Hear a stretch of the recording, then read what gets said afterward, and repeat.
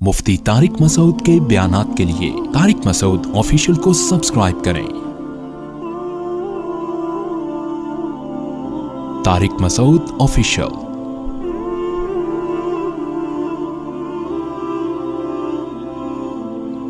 تو بقرعید کی جو قربانی ہے وہ اصل میں یہ درس دیتی ہے کہ آپ اپنے آپ کو اسلام کے سپرد کر دیں، اسلام کو اپنے حساب سے چلانے کی کوشش بولو نہ کریں۔ رسول اللہ صلی اللہ علیہ وسلم سے جب پوچھا گیا کہ قربانی کیا ہے تو آپ نے کیا فرمایا؟ سنت ابیکم ابراہیم، تمہارے باپ ابراہیم کی بولو سنت۔ کیا مطلب؟ اس حدیث میں بہت ساری باتیں چھپی ہوئی ہیں، بہت ساری علم و حکمت کی باتیں۔ دیکھو دنیا میں اس سے بڑا کوئی ظلم نہیں ہو سکتا کہ ایک انسانی جان کو قتل کیا جائے۔ ہو سکتا ہے؟ بولنا پڑے گا آپ لوگوں کو، ہے بھائی؟ کسی انسانی بلکہ کسی بے گناہ جان کو قتل کیا جائے، چاہے وہ جانور ہی ہو، انسان تو دور کی بات، بلا وجہ کسی جانور کو قتل کرنا بھی، بھائی پھر ویڈیو بنا رہے ہیں، ہلو بھائی ویڈیو نہیں بنائے، بلا وجہ کسی انسانی جان کو قتل کرنا ساری دنیا میں غلط سمجھا جاتا ہے، اور اسلام میں بھی کیا یہ عمل حرام ہے۔ کسی بھی جان کو، وہ جان اگر انسان کی ہو تو یہ جرم اور زیادہ بولو بڑھ جاتا ہے۔ نمبر 3، وہ جان اگر مسلمان کی ہو، کلمہ گو کی ہو، تو یہ جرم اور بھی زیادہ، بولتے کیوں نہیں یار، بڑھ جاتا۔ مسلمان کا قتل کرنا اور بڑا جرم ہے۔ وہ جان اگر کسی رشتہ دار کی ہو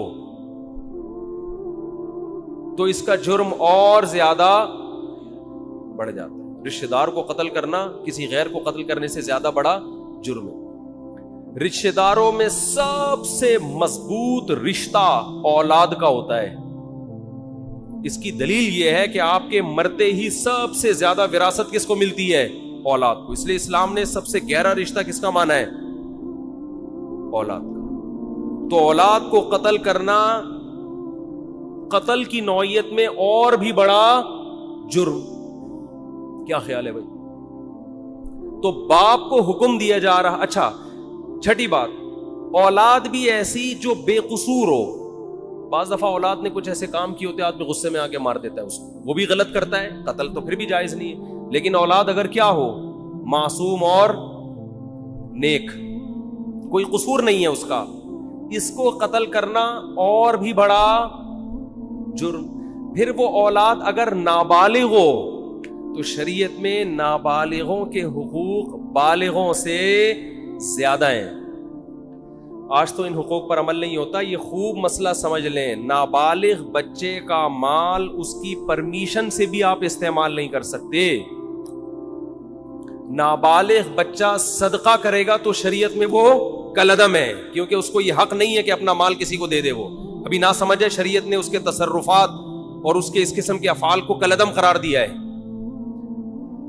نابالغ بچہ آپ کو اپنا پلاٹ گفٹ کر دے، شریعت اس کو کالعدم مانتی ہے۔ کوئی وصیت کر دے، کالعدم۔ سمجھتے ہو؟ کیونکہ اس کے مال کی حفاظت اور اس، اچھا، نابالغ بچے سے آپ کوئی کام بھی نہیں لے سکتے۔ یہ بہت اہم پوائنٹ کی بات ہے۔ لوگ خدمت لے رہے ہوتے ہیں نا، وہ بچہ کوئی جا بیٹا یہ لے کر آ، جا بیٹا پانی لے کر آ، جا بیٹا یہ لے کر آ۔ تو علماء نے یہ مسئلہ بیان کیا ہے کہ نابالغ بچے سے آپ کوئی کسی قسم کی خدمت نہیں لے سکتے۔ والدین خدمت لے سکتے ہیں، اسی طرح استاذ والدین کی پرمیشن سے اتنی خدمت لے سکتا ہے جس کا تعلق تربیت سے ہو۔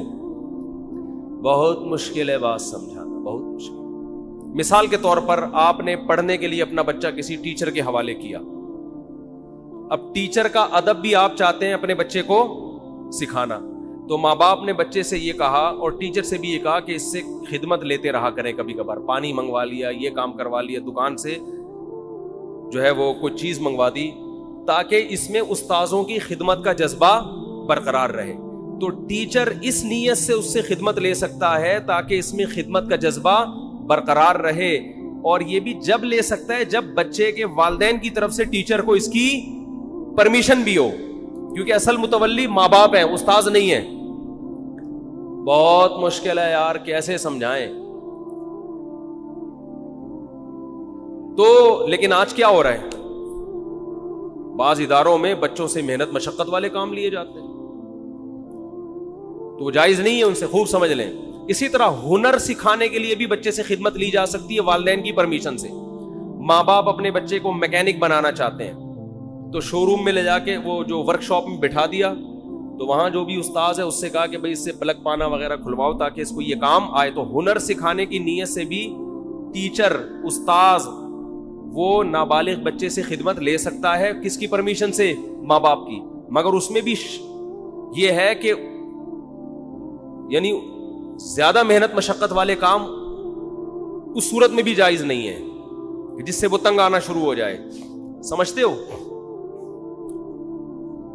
یہاں ایک مدرسہ ہے, مجھے نہیں یاد پڑتا کہ میں کبھی کسی بچے سے میں نے پانی بھی منگوایا ہو, مجھے نہیں یاد پڑتا. تو یہ اصول ہے, خوب سمجھ لیں. تو اس سے پتہ چلتا ہے کہ نابالغ کے حقوق اسلام میں بالغوں سے زیادہ ہیں. ٹھیک ہے, تو اس کا قتل کرنا تو اور بڑا جرم ہوگا نا. تو ابراہیم علیہ السلام کو اللہ تعالی حکم دے رہے ہیں کہ آپ قتل کریں ایک جان کا, اور وہ جان بھی انسانی جان, اور انسانی جان بھی معصوم بے گناہ, اور معصوم بھی آپ کا رشتہ دار, اور رشتہ دار بھی وہ جو سب سے قریبی, اور نابالغ بھی جس کے حقوق بالغوں سے زیادہ ہیں. اور مزید ایک بات یہ کہ وہ بچہ جو آپ کو آپ کی قربانیوں کے صلے میں بطور گفٹ ملا تھا, نہیں آ رہی بات, ابراہیم علیہ السلام نے جب اللہ کے لیے قربانیاں دی ہیں نا, تو اس کے گفٹ میں اللہ نے کیا دیے؟ اسماعیل.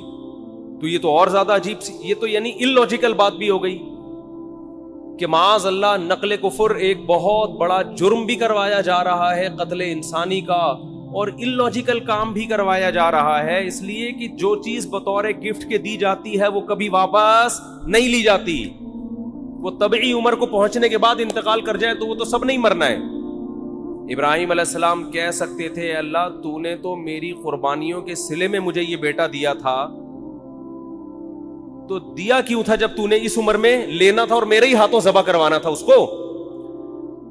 کوئی لاجک سمجھ میں آتی ہے؟ آپ لوگ کی سمجھ میں آ رہی ہے میرا خیال ہے, تو بول لو نہیں آتی سمجھ. کوئی آتی ہے سمجھ میں لاجک اس کی؟ بالکل اللاجیکل کام, بالکل اللاجیکل کام. لیکن ابراہیم علیہ الصلوۃ والسلام نے فوراً حکم کی تعمیل کے لیے تیار ہو. کیوں؟ اس لیے کہ اللہ جب کسی بات کا حکم دے دے تو وہ اللاجیکل بھی کیا بن جاتا ہے؟ بولو. یہ چیز آج لبرل لوگوں کی کھوپڑی شریف میں بیٹھ نہیں رہی ہے. یہ ہر چیز میں پوچھتے ہیں کیوں, وائی, اس میں کیا ہے, کھڑے ہو کر پانی پینا کیوں, بیٹھ کے پیوں.